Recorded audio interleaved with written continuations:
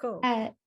So with a movie like this, obviously you, as a writer and director, you have to kind of have a love for not only Emily Bronte, but like this Bronte sisters as a whole. And so for you, what was kind of the joy of getting to explore that family and those sisters that so many of us have kind of found and loved throughout the years? Yeah. I mean, doing the research was really fun to kind of just really sit in the research. And I took a long time. I kind of worked on it in between acting gigs as I work as an actor as well. Mhm. So it was really great doing that research over a long period of time and letting the story that I wanted to tell form. And I think one way, I mean, we've kind of told a lot of stories about the Brontes, either through biographies or through drama, retelling stories of it. So one way to kind of throw light on the whole Brontes is to kind of come in and just in like a very singular path through that and perspective through the eyes of Emily. And then also, to be honest, I've also really been a big Emily Bronte geek for a long time. And I just love what she represents, because she was kind of an introvert. She was incredibly intelligent. She lived life kind of on her own terms. And yet we know so little about her. She's kind of hidden.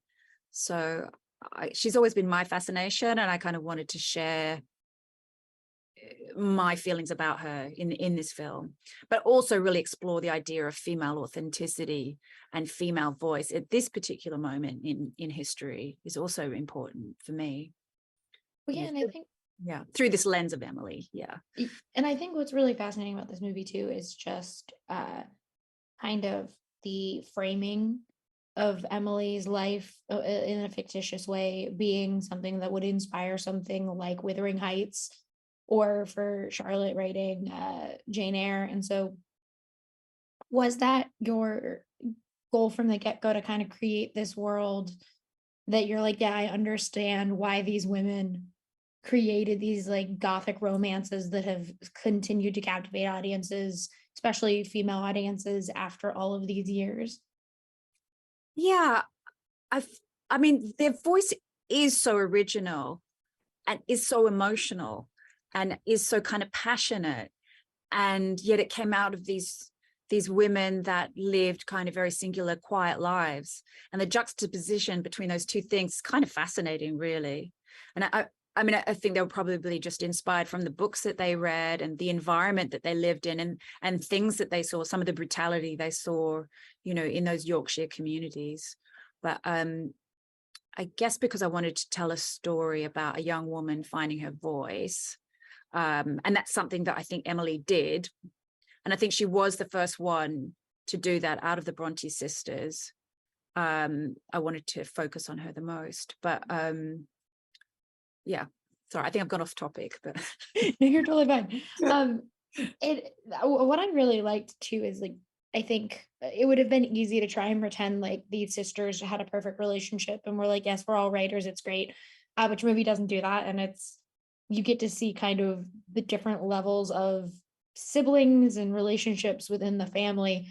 And so when crafting, especially Charlotte and Emily's dynamic and kind of that animosity that they share throughout a lot of this movie, what was important for you as like a writer and director to kind of keeping that it still was love, but it is very much like that sibling rivalry and hatred in a lot of these scenes, but it's still very genuine and you understand, like, yes, they're sisters and they love each other. yeah, I guess firstly, I think there was, I wouldn't call it animosity, but I think there was definitely tension between those two sisters. Mhm. There was kind of power plays in that Charlotte always had to be the responsible one, and Emily really relied on Charlotte to navigate the public world for her because it was very difficult for her.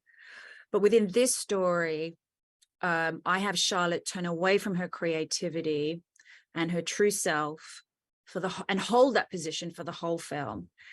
And she's sitting next to someone who's completely embodying being authentic and creativity. And often when we're next to someone who's doing exactly what we would like to do, it creates those feelings in ourselves of, animosity or jealousy, because they're kind of like, they're doing what they really believe in themselves. So, and then you know, in the last moments, Charlotte comes back to herself, her authentic self, and starts to write from this true place. So I've slightly pushed it in terms of this narrative about authenticity, and I've done that because I think it is embedded in the real Brontë story, but it's also something that I feel is very relevant for now, in terms of like women, you know, finding their authentic voice and trying to be true to who they are, instead of just kind of appealing to the patriarchy all the time, to kind of really come from their own true selves as much as we can. And yeah, but yeah, I think that they were all very interesting, those sisters together. And I mean, I come from 3 sisters as well, so I know how the gloves can come off and all of that. And it's nice to see that the reality of that. Yeah, and it was nice to see, but it also like it ties in to, I think, kind of like what we're taught about the Bronte sisters in school. Because I was always known like none of them married. They maybe like they didn't have kids. I think Charlotte, they said, maybe died, right? Like there's like a history, but we never learned it because we were told here are the books that they wrote and that's it. And so it's really interesting to kind of see Emily Bronte like in a sexual relationship and like in love and thriving in it, despite kind of like we know what the Bronte sisters write. So I was like, I always had this dooming feeling about it. And so getting to tell that part of this story and give Emily that kind of light, which I think a lot of people have never really thought about with a writer like her.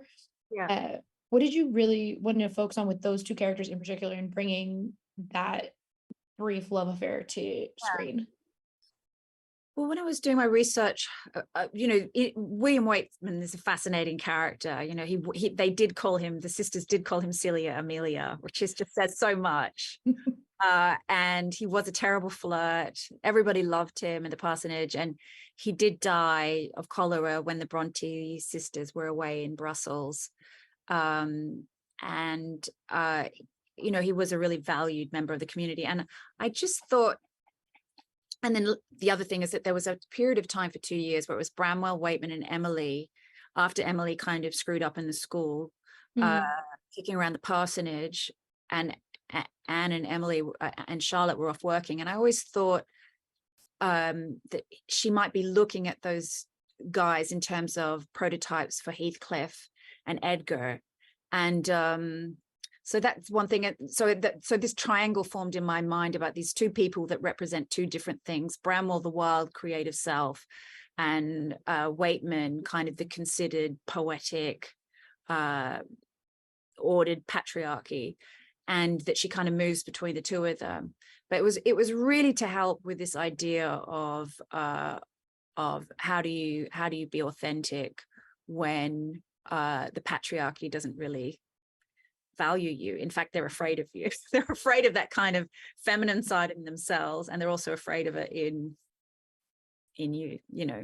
And sometimes we misjudge, or we judge ourselves for not being accepted, rather than just kind of being ourselves, because that's when really great art comes, or, you know, a really good project comes out of you, because you're kind of speaking from this true place.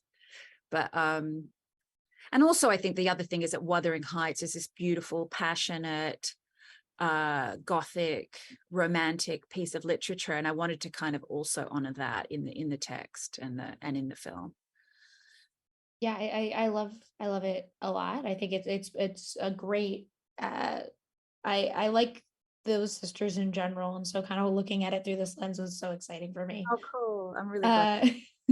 But thank you so much for talking with me today. I really appreciate it, and I can't wait for everyone to get to see Emily. Oh, cool. Thanks, Rachel. That was a great chat. I really enjoyed it.